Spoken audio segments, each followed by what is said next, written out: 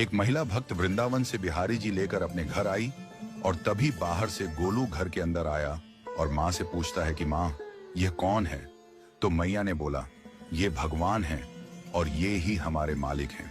अब तो घर में जब भी कोई नई चीज बनती तो सबसे पहले बिहारी जी को भोग लगता। पहले यह सब चीजें गोलू को सबसे पहले मिलती थीं। इससे गोलू बहुत चिढ़ने लगा और मन ही मन ठाकुर जी को कोसने लगा। एक दिन गोलू की माँ काम पर जाते समय बोली, गोलू, यमुना जी से मटके में जल भरकर लाना। जब गोलू पानी भरने के लिए जाने लगा तो जाते जाते बिहारी जी को कहने लगा, खाने के लिए तो सबसे पहले तैयार रहते हो, लेकिन काम तो मुझे ही करना पड़ता है। अगर यहाँ रहना है तो काम करो। कहकर गोलू यमुना जी से जल भरने के लिए चल पड़ा।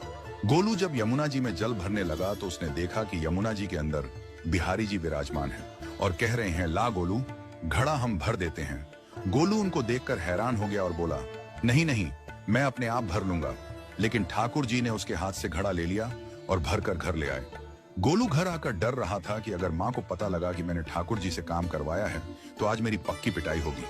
माँ ने घर आकर बिहारी जी को गीले कपड़ों में देखा तो एकदम से हैरान हो गई और कहने लगी कि गोलू, ये जरूर तेरी शरारत है, जरूर तूने ही इन पर जल डाला है। गोलू ने अपनी माँ को समझाने का बहुत प्रयास किया, लेकिन माँ ने उसको डांट कर चुप करा दिया और ठाकुर जी के भीगे हुए वस्त्रों को बदलने लगी।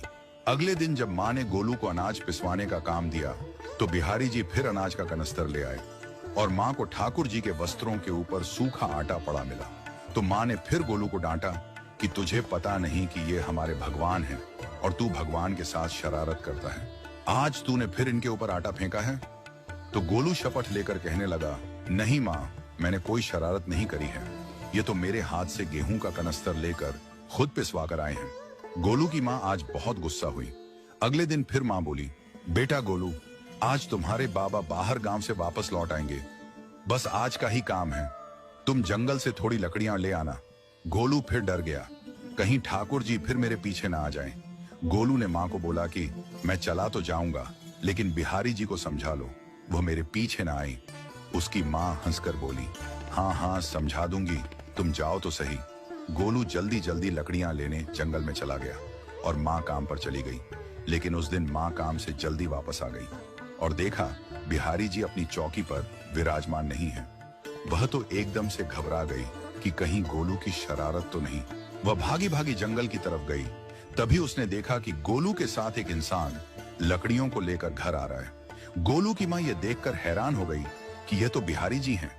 ये क्या हमारे भगवान हमारा काम कर रहे हैं? इसका अर्थ गोलू ठीक कह रहा था। वह जल्दी जल्दी